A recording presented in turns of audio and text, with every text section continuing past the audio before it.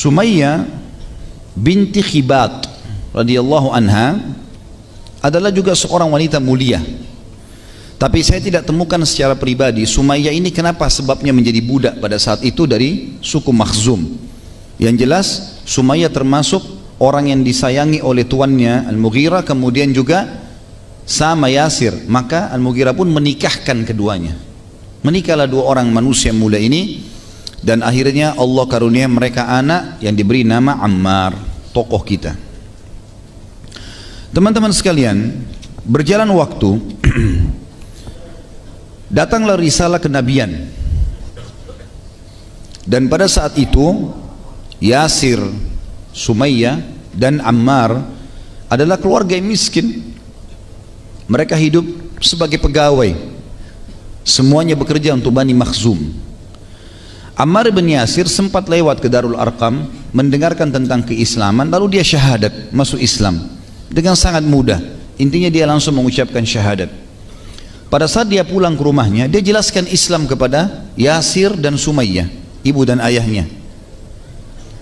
Maka keduanya pun tidak ragu untuk menerima Islam, karena di antara konsep yang disebarkan oleh Nabi SAW di Mekah adalah selain tauhid yang difokuskan untuk menyembah Allah satu, tidak ada Tuhan yang lain di langit dan di bumi, dan semua ini berhala adalah makhluk batu.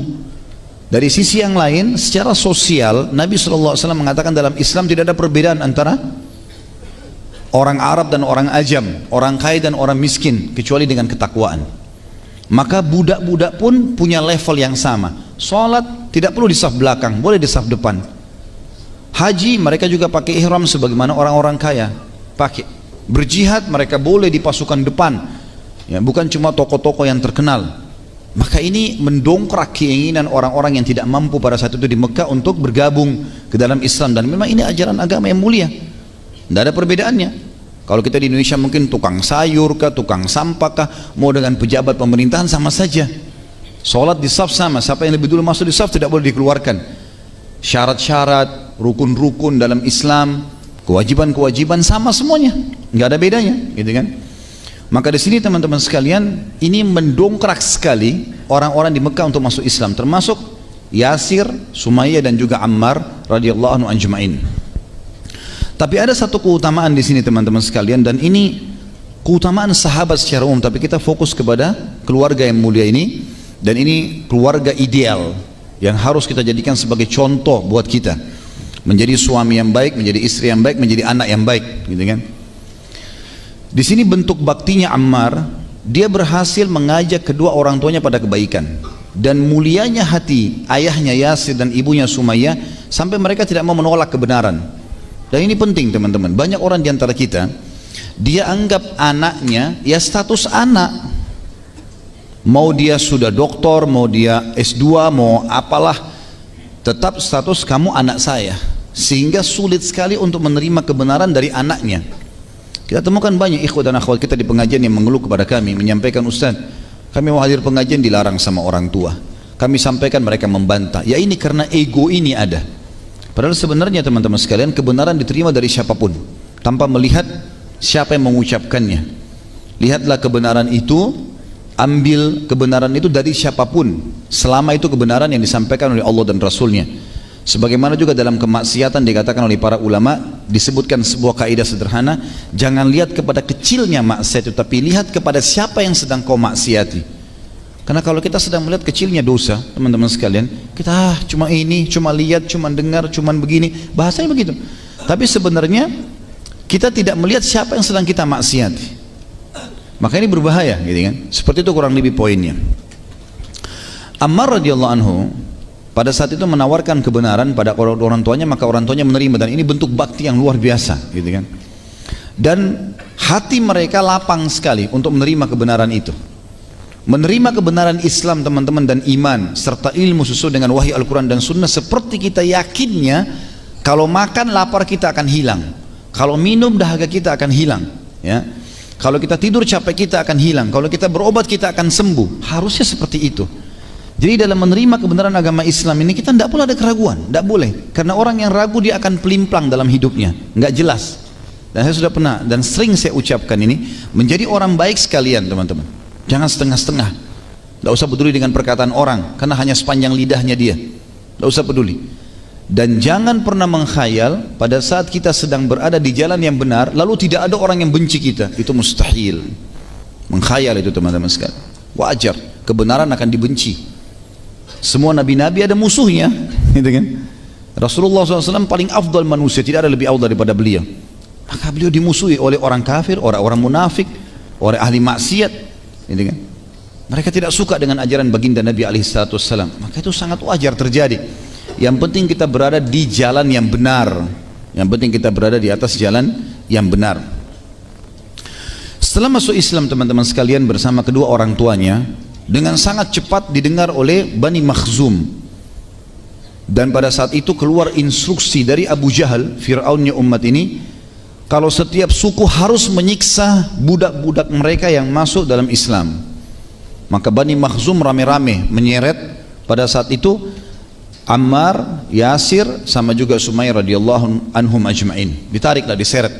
Pada itu diseret luar biasa ya, penyiksaan yang luar biasa. Saya pada saat membaca kisah ini teman-teman sekalian, dan kisah Bilal, kisah Suhaib, ya, kisah beberapa Khabbab bin Arad dan seterusnya, sahabat-sahabat Nabi yang mulia yang disiksa di Mekah, saya tidak tahu bagaimana kalau kita di posisi orang-orang ini.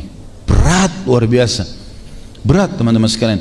Jadi kalau antum sedang menghadapi sebuah permasalahan, pertemukan dengan permasalahannya para sahabat. Saya subhanallah kadang-kadang kalau baca kisah mereka nggak masuk di akal gimana mereka bisa sabar pada saat itu.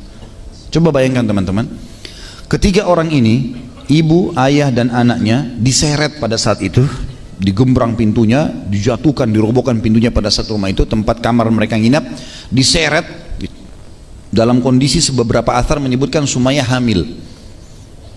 Diseret, ya, kemudian ditarik ya rame-rame, digotong gitu, rame-rame diseret di padang pasir, ditarik sampai ke padang pasir. Dan orang-orang Quraisy sudah menentukan tempat padang pasir yang dianggap paling panas tanahnya, jadi kan, karena tidak ada tuduhan sama sekali. Kemudian menyiksa di sana orang-orang Islam yang disiksa. Mereka rame-rame dan satu suku menyiksa. Jumlahnya Allah alam berapa orang. Kadang-kadang kita digebukin oleh dua orang saja teman-teman, ditonjokin wajah kita misalnya sudah kesakitan, atau dijambak rambutnya, ya, atau mungkin orang kadang-kadang dicubit aja sudah sakit, ya.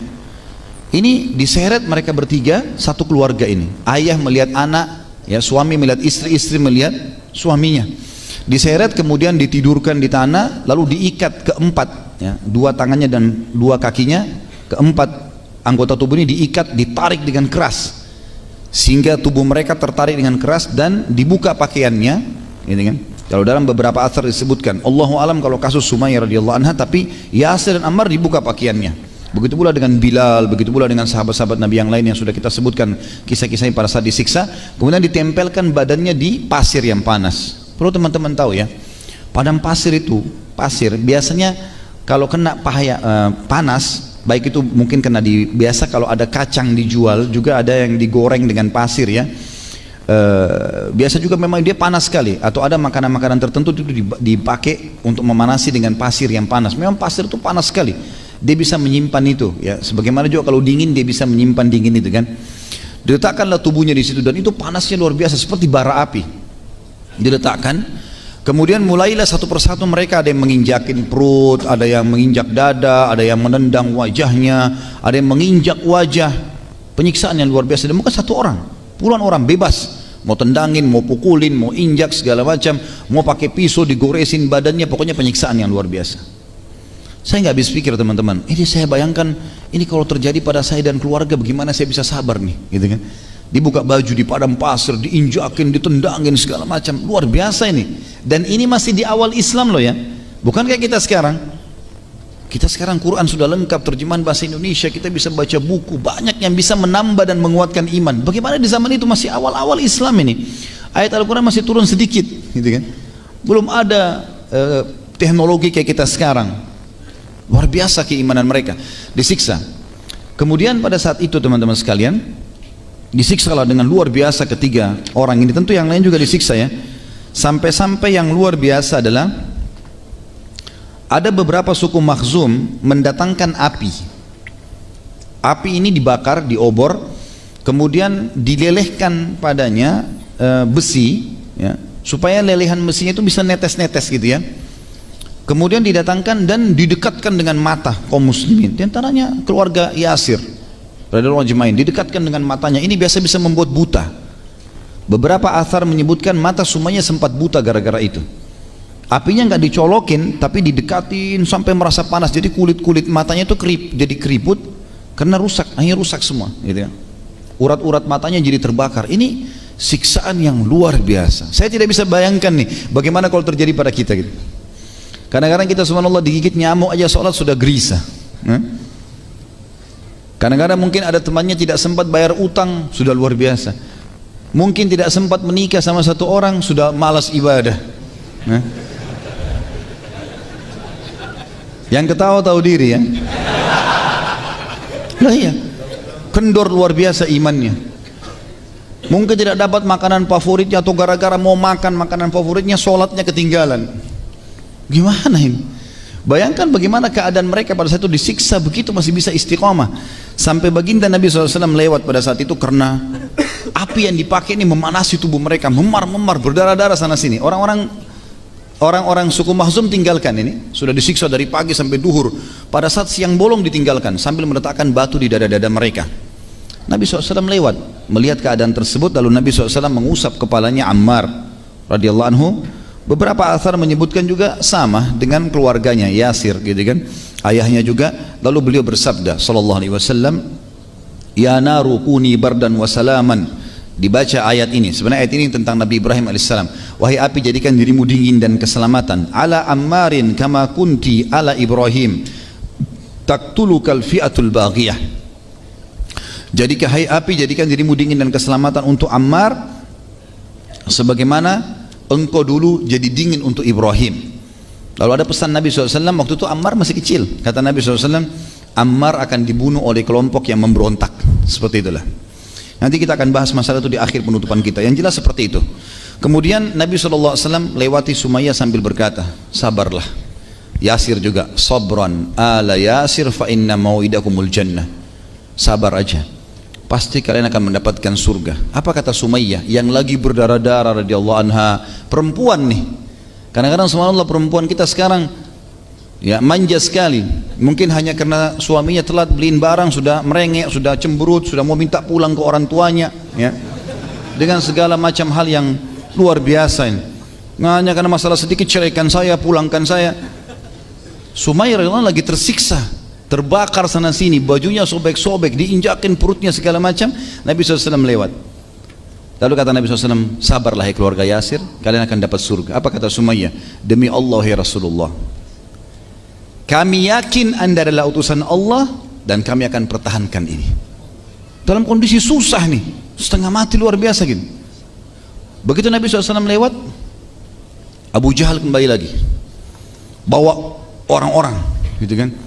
Abu Jahal ini bukan dari suku Makhzum ya, cuma dia menggunakan kesempatan untuk menyiksa kaum muslimin. Maka dia datang bawa obor-obor lagi.